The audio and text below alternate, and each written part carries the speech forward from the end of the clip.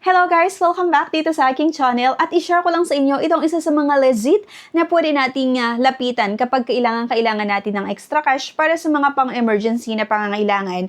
At akalain mo yon, pwede kang magkaroon dito ng credit line hanggang 250,000 pesos and super legit nga. And alam nyo ba, first time ko na mag-apply dito and nag-offer sila sa akin ng 10,000 pesos na credit limit.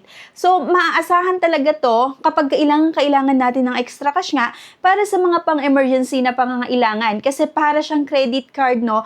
Pero revolving credit siya. And isa sa mga nagustuhan ko nga dito ay fast approval at syempre isang valid government ID lang din yung requirements para makautang dito. Ang tinutukoy ko ay itong Salmon. Naririnig nyo ba itong Salmon? So by the way, itong Salmon nga ay merong credit line hanggang 250,000 pesos. Pero syempre, hindi lang ito yung product nila. Meron din silang product loan na kung saan pwede kayong mag-buy now, pay later sa mga affiliate store nila at pwede nyong bayaran in installment. Ang isa talaga sa pinakamaganda na product nga nila ay itong credit line na kung saan kapag mag-apply ka dito, pwede kang maaprubahan hanggang 250,000 pesos na credit limit. So by the way, if in case na mapanood nyo yung buong video and napag-isipan mo na, kailangan kong mag-apply dito kasi pwede kong i-withdraw yung cash anytime kapag kailangan ko nga, ay pwede nyong i-click yung link na makikita nga sa comment section. Pag na-click nyo yung link na yan, may route kayo sa official website nila or sa kanilang app nga. I-download nyo lang, mag-create ng account and mag-apply. Dito sa Salmon nga, meron silang 0% interest for up to 62 days on purchase when you pay on time in full. And then, no annual or hidden fees. Diba? So, napakaganda yung annual or yung mga hidden fees at free virtual card din ito. Credit line that you can use for free, no? At sabi ko kanina, 0% interest for up to 62 days, no annual or hidden fees, free virtual card, at yung credit limit natin ay pwedeng tumataas or pataas ng pataas as long na kapag ginagamit mo ito ay nagbabayad ka on or before nga yung due date, di ba? 3-step to get credit line, napakadali nga lang mga ka-ins review. Syempre, mag-create tayo ng account, mag-submit ng valid ID at may selfie pa ito. I-submit nyo nga lang ang inyong loan application. So, kagaya nito nga mga ka-ins review, sinubukan ko lang. Ito, set up your account, enter the details you'd like, yung referral code. So, sana po gamitin nyo yung referral code natin dyan sa baba. So, ayan, preferred name, ilagay nyo nga lang dyan, marital status, educational level, and email. Sagutan nyo lang yan. At syempre, yung add your current address or kung saan nga ba kayo nakatira. Tinatanong dito kung magkano nga ba yung monthly income nyo.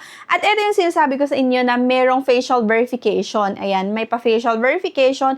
I-follow nyo nga lang yung instruction dyan once na tinapat nyo yung cellphone nyo nga sa inyong mga mukha. Ito, verify your ID. Make sure your ID is not expired or damaged. Yan, mababasa niyo dyan lahat yung criteria. So, ito nga daw yung mga ID na tinatanggap, like yung PhilSys ID or National ID, Passport, Postal ID card, Unified Multi-Purpose ID or yung UMID ID nga, Social Security System, at yung driver's license.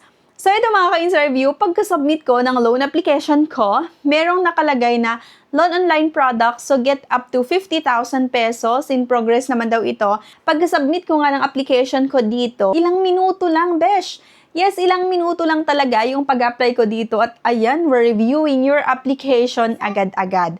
So, 10 minutes nga lang daw yung pagre-review nila and super totoo naman. Kasi ilang minuto lang talaga, magte 10 minutes. And then nagkaroon nga ng status, yung loan application ko. So sobrang tuwang-tuwa ako dito mga ka-ins review ha. You are approved for 10,000 credit limit, no? So nakakatuwa. Activate it now and enjoy using it for all purchase. 10,000 yung unang offer nitong Salmon sa akin na credit limit ko. And okay naman to sa akin kasi first time ko nga lang talaga na gamitin itong Salmon. Nakikita ko yung mga ads nila before and ang nasa isip ko ay baka naman hindi totoo yan. Baka same lang din doon sa ibang mga loan apps na ganun pa rin na mababa or mag-o-offer ng 1,500 or 2,000 pesos. Diba? So, yan yung nasa isip ko. Kaya parang hindi ko siya pinapansin.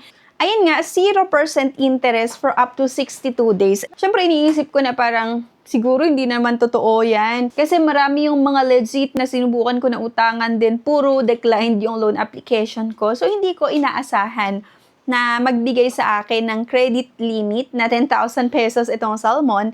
And natuwa naman ako. So kapag ginagamit kasi natin to and binabayaran natin siya on or before yung due date, talagang tataas or mag-increase yung ating credit limit. And may mga nababasa ako na mga nag-try nga na mag-apply dito sa Salmon and talagang tumaas yung credit limit nila hanggang 50,000 pesos, 100,000 pesos pa nga yung mga iba. At syempre, dun sa mga iba talaga ay umabot ng 250,000 pesos. So sabi ko nga sa inyo, para siyang credit card na gagamitin mo, then kapag binayaran mo yung amount na ginamit mo, babalik ulit siya sa credit limit mo. So, kunwari, sa akin, ang credit limit ko ay 10,000. Kapag ginamit ko yung 5,000, edi 5,000 na lang yung natitira na credit limit ko. Tapos, pag binayaran ko yung nagamit ko na 5,000, babalik ulit, maging 10,000 ulit yung credit limit ko. Nakakatuwa nga kasi meron silang offer na 0% interest for up to 62 days on purchase when you pay on time in full. And then, no annual or hidden fees din sila. Yun yung maganda na meron dito sa Salmon. So, ayun nga, mga ka-Insta Review, sobrang nakakatuwa lang talaga itong Salmon.